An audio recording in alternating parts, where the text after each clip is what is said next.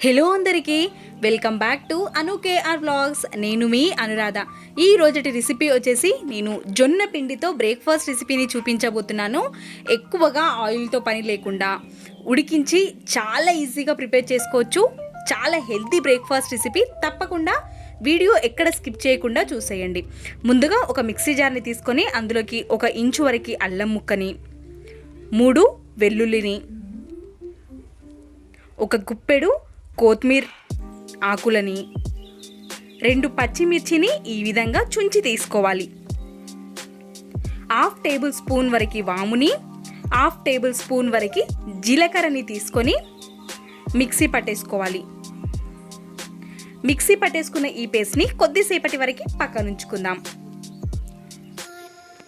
ఒక మిక్సింగ్ బౌల్ని తీసుకొని ఇందులోకి 2 టేబుల్ స్పూన్స్ వరకు పెరుగుని యాడ్ చేసుకోవాలి. పుల్లటిదైనా సరే కమ్మటి పెరుగునైనా సరే తీసుకొని రుచికి సరిపడ ఉప్పుని, 1/2 టేబుల్ స్పూన్ వరకు పసుపుని యాడ్ చేసుకొని పెరుగుని మంచిగా కలిసిపోయే విధంగా కలుపుకోవాలి. ఇక్కడ చూసారా, మనకి ఎక్కడ ముద్దలు అనేవి కనిపించకుండా అయిపోవాలి పెరుగు అనేది.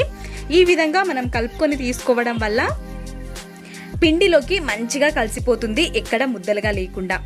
ఇప్పుడు మనం మిక్సీ పట్టి పెట్టుకున్న ఆ పేస్ట్ అంతటిని వేసేసి 1 స్పూన్ వరకు నువ్వుల టేస్ట్ ఈ రెసిపీకి చాలా బాగా ఉంటుంది.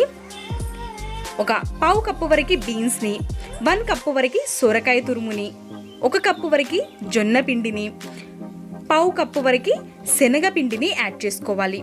మనం అన్నింటినీ ఒకే కప్పుతో తీసుకోవడం వల్ల వాటర్ ఏమి వేయాల్సిన అవసరం ఉండదు. 2 టేబుల్ స్పూన్ల పెరుగు, మనం తీసుకున్న 1 కప్పు సోరకాయ తురుముతోనే మనకి కరెక్ట్గా సరిపోతుంది. ఈ విధంగా ముద్దలాగా చేసుకొని 1 స్పూన్ వరకు ఆయిల్ని వేసుకొని పిండిని ఇంకా కొద్దిసేపు ప్రెస్ చేసుకొని తీసుకోవాలి. ఈ విధంగా మనం పిండిలో నుంచి 2 భాగాలుగా విడగొట్టుకొని సిలిండర్ షేప్లో ఈ విధంగా చేసేసుకొని పక్కన ఉంచుకోవాలి. మనం తీసుకునే స్టెయినర్ని బట్టి సైజ్ని చూసుకోవాలి. ఈ విధంగా రెండింటిని కూడా చేసేసుకొని పక్కన ఉంచుకోవాలి. ఇప్పుడు స్టవ్ పైకి ఒక కుక్కర్ గిన్నెని పెట్టుకున్నాను నేను. మీరు మందపాటిది తీసుకోండి ఏదైనా. అందులోకి 1.5 గ్లాస్ వరకు వాటర్ని వేసుకొని చిల్లులున్న గిన్నెని దీనికి కొంచెం ఎక్కువగానే ఆయిల్ని అప్లై చేసుకొని పెట్టేసుకోవాలి. మనకి వాటర్ అనేది మరుగుతున్నప్పుడు మనం చేసుకున్న ఈ ముద్దలని రెండింటిని కూడా ఒకేసారి పెట్టేసుకోవాలి. పైన ఈ ముద్దలకి కూడా కొంచెం ఆయిల్ అప్లై చేస్తే అతుక్కోకుండా ఉంటాయి.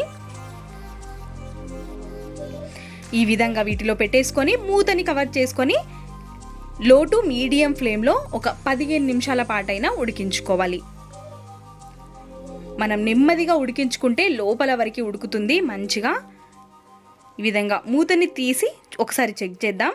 ఇప్పుడు ఇంకా కొంచెం ఉడకాలి కాబట్టి మూతని కవర్ చేసుకొని ఇంకొక 2 మినిట్స్ పాటు ఉడకనిద్దాం. 2 మినిట్స్ తర్వాత ఓపెన్ చేసుకుంటే మనకి మంచిగా ఉడికిపోయింది.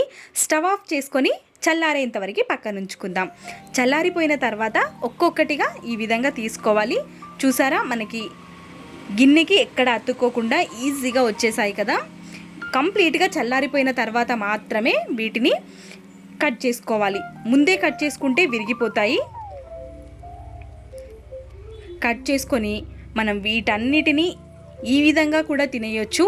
చట్నీతో కానీ ఏదైనా రైతాతో కానీ సర్వ్ చేసుకున్న చాలా టేస్టీగా ఉంటాయి.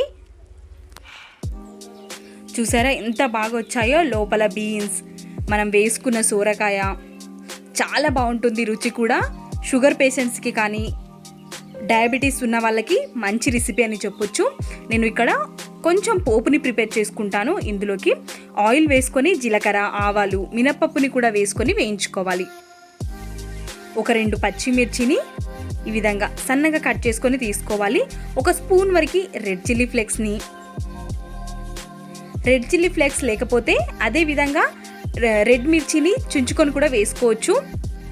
కరివేపాకుని 1 స్పూన్ వరకు నువ్వుల్ని వేసుకొని వేయించుకోవాలి. ఇప్పుడు మొత్తం కలిసిపోవడానికి ఒక 2-3 టేబుల్ స్పూన్స్ వరకు వాటర్ని యాడ్ చేసేసుకొని మనం చేసి పెట్టుకున్న జొన్న పిండి వీటినన్నిటిని వేసేసుకొని మనం నెమ్మదిగా కలుపుకోవాలి. వేగంగా కలుపుకుంటే విరిగిపోతుంది కాబట్టి ఇప్పుడు మూతని కవర్ చేసుకొని కొద్దిసేపటి తర్వాత వేడివేడిగా చట్నీతో కానీ రైతాతో కానీ సర్వ్ చేసుకుంటే చాలా టేస్టీగా ఉంటాయి. తప్పకుండా ఈ రెసిపీని ట్రై చేయండి.